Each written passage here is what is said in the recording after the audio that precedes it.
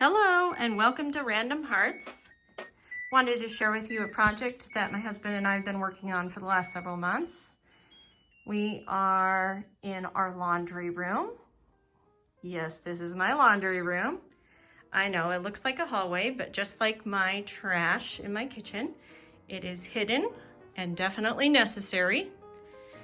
So this house was built in the 70s, and I think laundry was just not as important as it is today because it's tucked in under these stairs.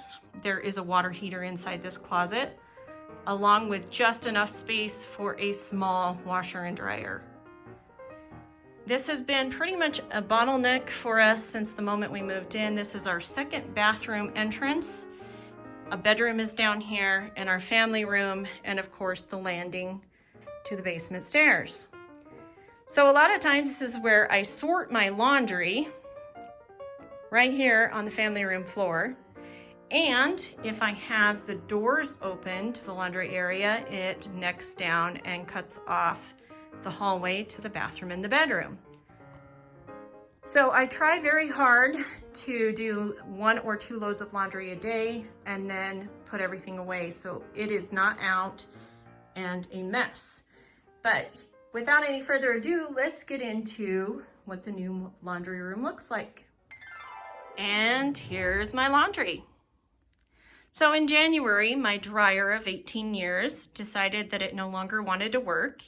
And because my washer was purchased at the same point and basically was showing telltale signs of similar problems, we decided to go ahead and buy 2 new units. Our biggest problem, however, is clearance. And you can see I only have about 4 inches on either side of that water heater. And even these small units are very tight in here. So we went with a stackable unit, and actually for some point had considered stacking them right here, but didn't want to interfere with that water heater in case we needed to replace it.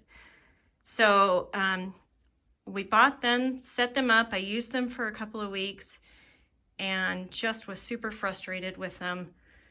The biggest problem is their height. They're very short because they are stacking units and they were meant to be stacked.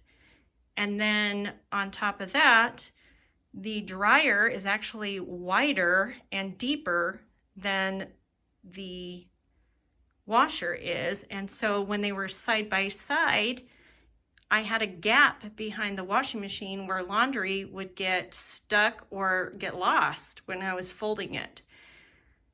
So we did a little bit of research. I looked on Pinterest and found something similar to this. And my husband said, well, I'll try to build that. And so he built this unit. I've got a few pictures of it in the process of him building it. And I painted it and finished the top. But the unique thing about this cabinet is everything on it is movable. So I'll show you right here. This is magnetized. This can completely come off and go back on in case we need to access anything back behind this. And like I said, the piping back here, this is all open, but the dryer does not have any access. So my husband actually had to build in, I don't know if I can get it, some air vents on both sides of the unit for my dryer to get proper airflow, because this is not a typical dryer. This is actually a heat pump dryer. It does not vent to the outside world. It is ventless. And I'll show you, you have to do a little bit of maintenance with this every time you use it. So this tray right here comes out and it is full of water after you run a load. I don't know the specifics on how it works, but I have to dump that every time I do a load of laundry. Plus it has a double lint filter inside that I have to clean out. And I couldn't be happier. This is an interior wall, kind of in the center of our house, and logistically, getting venting outside is a nightmare. We have to go up and over a lot of things, and it's a big span to get to that outside wall.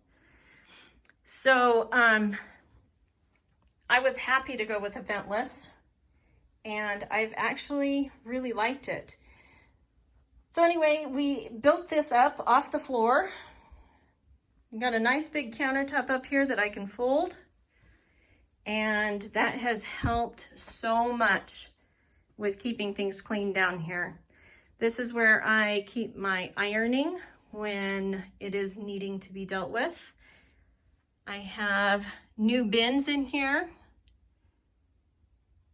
and bags for delicate things, clothespins, lost and repair for the inevitable lost sock or button that's missing. My clothes shaver for sweaters and pins.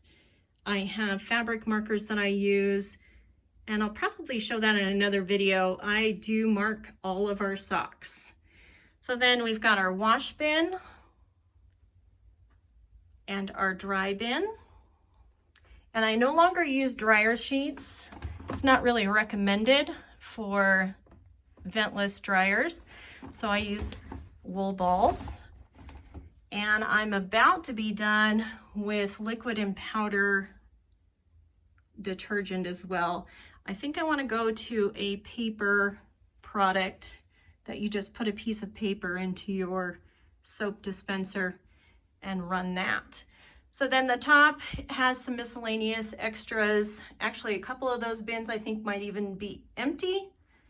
And then of course I've got my hanging rod, which is super important. And of course I can see my laundry room sign for once. It used to be tucked in behind the wall. And yeah, it's just a lot cleaner, a lot easier to work with, and way more pleasant to be in. And because that section on the back is there, I don't have to worry about losing socks or anything like that back behind it. And we've got plenty of space on the sides for combustible air. And like I said, we always have this open when I'm using it, but as soon as I'm done, I close it up, turn off the lights, and we're done till the next laundry. So you might be asking, oh, there's your ironing, but I didn't see an ironing board. You might have seen it. It's right here. This has been here pretty much our entire time. This is an odd little corner, and I think it would be a perfect place for a chargeable vacuum, like a Dyson. But this little shelf right here was actually a garden shed decor piece, and I turned it into a holder for my iron. And then those are just two coat hooks that hold up my ironing board. And that pretty much says it all. Thank you again for watching. If you have any comments or questions, leave those down in the comment section, and have a wonderful day.